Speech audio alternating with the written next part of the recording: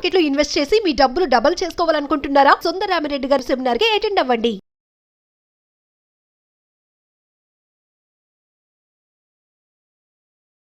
నమస్కారం సుందరం. నమస్తే అండి.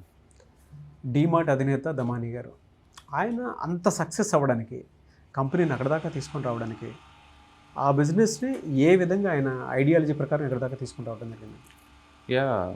మిగతా అంటే ఇండియాలో ఉన్న సక్సెస్ఫుల్ ఇన్వెస్టర్స్ ఎవరైతే ఎలా చేశారో వాళ్ళ జర్నీ కూడా ఎలా పోయింది. వీళ్ళకి కూడా బ్రోకరేజ్ డివిజన్ ఉంది ఆల్రెడీ. అండ్ మార్కెట్లో రాకముందే ఆయన కొన్ని సంవత్సరాలు స్టాక్ మార్కెట్ని అబ్జర్వ్ చేశాడు. ఎలా వర్కౌట్ అవుతుంది, ఇది ఆపరేటర్లు ఎలా గేమ్ ఆడుతున్నారు, ఇవన్నీ కూడా అనమాట. అతను మిగతా వాళ్ళు అర్లీ ఏజ్లో స్టాక్ మార్కెట్లోకి వస్తే, తను స్టాక్ మార్కెట్లో ఫస్ట్ స్టాక్ కొన్నది 32 ఏజ్లో అండి. అర్లీ స్టేజ్లో ఏం రాలేదు, లేట్ స్టేజ్లోనే వచ్చారు. తర్వాత మొదట్లో ఇతను కూడా ట్రేడింగ్ అండి, హార్డ్ కోర్ ట్రేడింగే. అంటే పర్టికులర్గా హర్షద్ మాతా స్కామ్ అప్పుడు బాగా ఫుల్ షార్ట్ కొట్టి డబ్బులు సంపాదించారు వీళ్ళందరూ.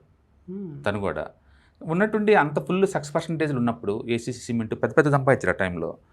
సడన్గా ఏంటంటే ఈ ఒక మంచి ఎస్టాబ్లిష్ బిజినెస్ పెట్టాలని థాట్ వచ్చేసేసి, అంటే స్టాక్ మార్కెట్లో ఫుల్ సక్సెస్గా అయ్యేటప్పుడే దాన్ని వదిలేసేసి 1 year ఖాళీ కూర్చొని, ఆ 1 yearలో అప్నా బజార్ అని చెప్పేసి ముంబైలో రిటైల్ షోరూమ్ అనమాట, దాన్ని బాగా స్టడీ చేశాడు. అసలు రిటైల్ షోరూమ్స్ ఎలా వర్క్ చేస్తాయి ఏంటనేది. అంటే ఇండియాలో అప్పటిదాకా ఉన్న రిటైల్ షోరూమ్స్ అన్నీ లేదు, లీజుకి తీసుకొని రోజుకి ఒకటి, వారానికి ఒకటి, సంవత్సరానికి 200-300 అట్లా ఓపెన్ చేసి చాలా ర్యాపిడ్గా ఎక్స్పాండ్ చేసుకుంటూ పోయేవాళ్ళు. అంటే మీకు తెలుసు బిగ్ బజార్ అవి ఎంతగా ఎక్స్పాండ్ చేశారు ఆ టైంలో. ఆ టైంలో అలాంటి మోడల్ మనకి ఇండియన్కి వర్కౌట్ అవుతుందని చెప్పేసి ఆయన అప్నా బజార్ బిజినెస్ మోడల్ అవి బాగా స్టడీ చేసేసి ఆయన ఓన్గా బిగిన్ చేద్దామని చెప్పేసి డెవలప్ చేయడం డీమార్ట్ బిగిన్ చేశాడు. డీమార్ట్ పాలసీ ఏంటంటే ల్యాండ్ కొని బిల్డింగ్ కట్టిన తర్వాత బిగిన్ చేస్తారు. అంటే మిగతా వాళ్ళ రెంటల్ తీసుకోరు. అండ్ మీకు తెలుసు రెంటల్ సంవత్సరానికి 10-12% పెరుగుతుంటాయి రిటైల్ రెంటల్స్ అన్నీ. ఇప్పుడు నాకు రెంటల్ లేదనుకోండి, నాకు అది మిగులుతుంది కదా, ఆ మిగిలింది పాస్ చేస్తున్నాడు పబ్లిక్ మీదకి. అందుకని మిగతా ఇండియాలో ఎక్కడ దొరకనంత డిస్కౌంట్లో డీమార్ట్లో దొరుకుతుంది. మిగతా వాళ్ళు ఏంటంటే డిస్కౌంట్ సేల్ అని అనౌన్స్ చేస్తేనే డిస్కౌంట్ ఇస్తారు. అంటే ఫెస్టివల్ టైంలో ఆ టైంలో మాత్రం డిస్కౌంట్ ఇస్తారు. బట్ డీమార్ట్లో అలా కాదు, 365 రోజులు ప్రతి ఆర్టికల్స్ మీద నీకు ఎంతకంత డిస్కౌంట్ దొరికింది. అది ఎలా దొరుకుతుంది అంటే, ఫస్ట్ ఆఫ్ ఆల్ ఆ బిల్డింగ్ వాళ్ళ సొంతం కాబట్టి రెంటల్ లేదు దానికి. రెంటల్ లేకపోతే సర్వైయింగ్ స్కిల్స్ అవడం చాలా ఈజీ.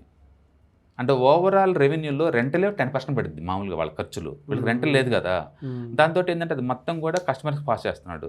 రెండోది బల్క్లో డీల్ చేస్తాడు సప్లయర్స్ తోటి, అంటే డిస్కౌంట్స్ అనమాట. మేము ఇన్ని అమ్ముతాము, నాకు ఎంత తక్కువలో అమ్ముతాం, ఆ వచ్చినట్టు పబ్లిక్ పాస్ చేస్తున్నాడు. మీరు బాగా స్టడీ చేయండి. డీమార్ట్లోకి వెళ్ళేసి బయట లీటర్ మిల్క్ 60 రూపాయలు ఉంటే అక్కడ 50కే ఇస్తాడు. ఓకే. కర్డ్ ప్యాకెట్ 100 రూపాయలు ఉంటే అక్కడ నీకు 70కే ఇస్తాడు, 70 రూపీస్. అదే బ్రాండు కంపెనీ షోరూంలో కూడా నీకు 100 తీసుకుంటాడు. బట్ అక్కడ మాత్రం నీకు 70కి ఎలా వస్తుందంటే, బల్క్లో పర్చేజ్ చేస్తుంది ఇండియా మొత్తం మీద చేసినప్పుడు బల్క్ డిస్కౌంట్ అడుగుతున్నాడు. ఇన్వెంటరీ చాలా తక్కువ మెయింటైన్ చేస్తారు. అంటే 1 week ఒకసారి ఇన్వెంటరీ అంతా ఖాళీ అయిపోద్ది వాళ్ళ దగ్గరికి. అంటే ఎవ్రీ వీక్ కొత్త లోడ్స్ వస్తూనే ఉంటాయి అనమాట. దాంతో టర్న్ ఓవర్ ర్యాపిడ్గా అవుతాయి. మీరు కనుక చూసుకుంటే డీమార్ట్ మార్జిన్స్ హార్డ్లీ 7-8% మిగులుతాయి వాళ్ళకి. ఓకే. కానీ స్పీడప్ మీద ఎవ్రీ మంత్ రొటేట్ చేయడం వల్ల ఆ స్పీడ్ తోటి ఎక్కువ డబ్బులు మిగులుతున్నాయి అనమాట. అందుకని వాళ్ళ షోరూమ్స్ మొత్తం సొంతం అవటం వల్ల, అండ్ ల్యాండ్ ఎత్తుకోవటం కూడా లేదు, జనాభా ఎక్కువ ఉండాలి, అది ఊరి చివరై ఉండాలి, సిటీ మధ్యలో తీసుకోరు. డీమార్ట్ ఎక్కడ ఉన్నా సరే అవుట్స్కర్ట్స్లో పెడతారు, అదే టైంలో పబ్లిక్ ఉన్న చోట పెడతారు. అంటే is there any particular reason for that? తక్కువ రేట్ దొరుకుతుంది ల్యాండ్. ఎందుకంటే వాళ్ళ ఉద్దేశం ఏంటంటే రిటైల్ షోరూమ్ రన్ చేయడం కాదు, ల్యాండ్ తక్కువలో రాబోతే కొంటారు, కొని కన్స్ట్రక్షన్ చేస్తారు, చేసిన తర్వాత షోరూమ్ స్టార్ట్ అవుతుంది. ఈ లోపల సిటీ మధ్యలో అవుతుంది కదా కొంచెం. రెండోది ఒక స్టేట్లో స్టార్ట్ చేస్తే దానికి దగ్గర నియరెస్ట్ సిటీ మొత్తం ఎక్స్పాండ్ అవుతారు, మళ్ళీ కొత్త స్టేట్లో స్టార్ట్ చేయరు. అందుకని లాజిస్టిక్ కాస్ట్ తక్కువ ఉండేలా చూసుకున్నాడు, సప్లయర్తో టైప్ తోటి బల్క్ డిస్కౌంట్ తీసుకోవడం చేశాడు. సొంత రిటైల్ కాబట్టి ఆ మార్జిన్స్ పబ్లిక్ మీద పాస్ చేయడం బిగిన్ చేశాడు. అందుకని ఓపెన్గా బయట దొరికే ప్రొడక్ట్స్ రేట్తో పోల్చుకుంటే డీమార్ట్లో ₹1 తక్కువే దొరికింది నీకు. అందుకని జనాల నమ్మకం అది ఉందన్నమాట. బయట మామూలుగా అయితే అందరు కోటికి ఉస్మానియా బజార్కి వెళ్ళేసి ఇవి అంటారు గ్రాసరీస్, అలాంటి వాళ్ళని కూడా డీమార్ట్కి మార్చి పడేశారు. ఎందుకంటే నీట్గా క్లీన్గా ఉండేది అదే రేటు దొరుకుతుంది. అంటే గ్రాసరీస్లో ఇండియాని వాళ్ళని డీమార్ట్ని కొట్టేసే వాళ్ళు ఎవరు లేరండి. ఇది రిటైల్ కింగ్ ఆఫ్ ఇండియా అనమాట, అంతే. Very good sir. అందుకని ఆ సక్సెస్ పర్సెంటేజ్ ఏంటంటే ఎప్పటికప్పుడు అందుకని ఈ కామర్స్ ఎంతమంది వచ్చినా సరే ఇండియన్ సిటిజన్కి ఫిజికల్గా చూసి కొన్ని అలవాటుని బేస్గా తీసుకొని డీమార్ట్ చాలా అగ్రెసివ్గా ఎక్స్పాండ్ అయింది. మిగతా వాళ్ళందరూ సంవత్సరానికి 200 షోరూమ్ 300 షోరూమ్ ఓపెన్ చేస్తుంటే వీళ్ళు 30లు 40లు మాత్రమే ఓపెన్ చేస్తారు వెరీ సెలెక్టివ్గా. బట్ అవన్నీ ఓన్ షోరూమ్స్ వల్ల అండ్ వాళ్ళు సర్వ్ అవ్వడం చాలా ఈజీ అనమాట. అండ్ అతనికి డీమార్ట్లో మెజారిటీ వాటి డీమార్ట్లోనే ఉంది. మిగతాది విఎస్టీ ఇండస్ట్రీస్ కొన్ని కంపెనీస్లో ఉన్నాయి ఇన్వెస్ట్మెంట్స్. ఏదైనా సరే స్టాక్ మార్కెట్లో ఉంటూ మళ్ళీ బిజినెస్ని కూడా చూసుకోవటం అనేది చాలా గొప్ప అనమాట. ఇక్కడ మిగతా ప్రమోటర్స్ ఉన్నారు, వాళ్ళకి అచ్చం కంపెనీ ఉంటుంది, ఇంకా స్టాక్ మార్కెట్లో వాళ్ళు ఫుట్ ప్రింట్స్ ఏం లేవు. బట్ దమని అట్లా కాదు, స్టాక్ మార్కెట్ నుంచి బయలుదేరి స్టాక్ మార్కెట్లో సక్సెస్ చూసి తర్వాత మళ్ళీ బిజినెస్లోకి వెళ్ళి మళ్ళీ బిజినెస్లో మళ్ళీ దాన్ని డెవలప్ చేసి మళ్ళీ అది ఇదే స్టాక్ మార్కెట్ లిస్ట్ చేసేసి మళ్ళీ స్టాక్ మార్కెట్లో ఇన్వెస్ట్ చేసుకుంటూ వస్తున్నాడు. అట్లా మనకు చాలా ఇన్స్పిరేషన్ అనమాట. అండ్ వీళ్ళని గొప్పతనం ఏంటంటే అందరూ హార్డ్ వర్క్ బిజినెస్ డెవలప్ చేయటం అనే వాళ్ళకి ఒక ట్రేడర్ ఇన్వెస్టర్ అవ్వచ్చు, ఇన్వెస్టర్ ఒక ఎంటర్ప్రినర్ అవ్వచ్చు, ఒక ఎంటర్ప్రినర్ మళ్ళీ స్టాక్ మార్కెట్లో ఇన్వెస్ట్ చేయొచ్చు అని చెప్పేసి మల్టిపుల్ రోల్స్ ప్లే చేశారనమాట. అందుకని చాలా పాపులర్ అయినా. సో విఎస్టీ ఇండస్ట్రీస్లో ఉన్నాయి పొజిషన్స్, డిమార్ట్ కాకుండా యునైటెడ్ బ్రూవరీస్లో ఉన్నాయి, అండ్ 3M ఇండియాలో ఉన్నాయి, అలా బ్రూ డాట్లో ఉంది, అండ్ అద్వానీ హోటల్స్లో ఉన్నాయి. అంటే స్టాక్ మార్కెట్లో ఇన్వెస్ట్మెంట్ చేస్తూనే ఉన్నారు, ప్లస్ డిమార్ట్ని ర్యాపిడ్గా ఎక్స్పాండ్ చేస్తూనే ఉన్నారు. మొత్తానికి మేజర్ అసెట్స్ మొత్తం కూడా అవెన్యూ సూపర్ మార్కెట్ నుంచి వస్తుందన్నమాట. ఒకనొక టైంలో ప్రపంచంలో అత్యధిక వన్ ఆఫ్ ది రిచెస్ట్ పర్సన్గా ఉన్నారు. ఇప్పటికీ ఆస్తులు 1.9 lakh crore. 1.9 lakh crore. కానీ very good business case study అండి, అందులో డౌట్ లేదు. అంటే ఇండియన్స్ యొక్క పల్స్ బాగా తెలిసిన వాళ్ళు. అంటే వాళ్ళు నమ్మితే వాళ్ళు షోరూమ్స్ రన్ చెప్తారు. మామూలుగా అయితే బిగ్ బజార్ చూసాం కదా, ఇండియాకి పరిచయం చేసింది ఆ world class shopping experience DMart Big Bazaar. కానీ వాళ్ళు చేసిన తప్పు ఏంటంటే స్పీడ్గా ర్యాపిడ్గా ఎక్స్పాండ్ చేశారు. ఆ ర్యాపిడిటీని ఇండియాని దాన్ని తీసుకోలేకపోయారు.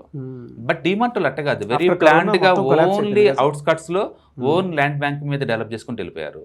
అందుకని ఆ ల్యాండ్ బ్యాంక్ వల్ల రెంటల్ ఈల్డ్ వాళ్ళకి అసలు ఉండదు ఎప్పటికి జీవితకాలం. సర్వైయింగ్ స్కిల్స్ చాలా ఎక్కువ.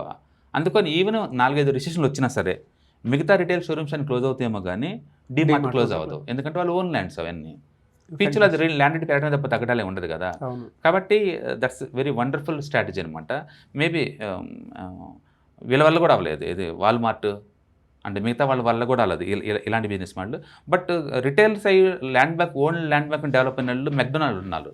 మెక్డొనాల్డ్ స్ట్రాటజీ కూడా అంతే, వాళ్ళు ఎక్కడ పెట్టినా సరే ఫస్ట్ ల్యాండ్ అక్విజిషన్ చేసి పెడతారు.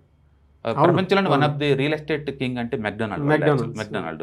బహుశా ఆ స్ట్రాటజీ ఇండియాకి బాగా వర్కౌట్ అవుద్ది అన్నట్టున్నారు వీళ్ళు. డిమార్ట్ అలా మేబీ ఇండియన్ కస్టమర్ తగ్గట్టు మొత్తానికి ఏదైనా కానీ మాస్ డిస్కౌంట్స్ అండ్ గ్రాసరీస్ మీద పర్టికులర్గా గ్రాసరీస్ మీద బింగ్ చేసుకొని ఇండియాలో one of the establish business అనమాట. అందుకని కాయరు పెరగనే తప్ప తగ్గటాలే ఉండదు. ఈ కామర్స్ వచ్చి ఇన్ని సంవత్సరాలు అవుతున్నా సరే still it is unable to challenge the DMarts అనమాట. అంత నమ్మకాన్ని అది కస్టమర్ దగ్గర నుంచి పొందిందనమాట. It's wonderful strategy.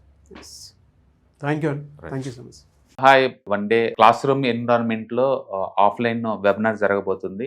And interest ఉన్న పార్టిసిపెంట్స్ ఈ కింద స్కూల్ అవుతున్న నెంబర్కి రింగ్ చేసుకొని సీట్ బుక్ చేసుకోండి. దీంట్లో ETFs, index funds and mutual funds మీద completely and hand holding experience మీకు ప్రొవైడ్ చేయబడుతుంది.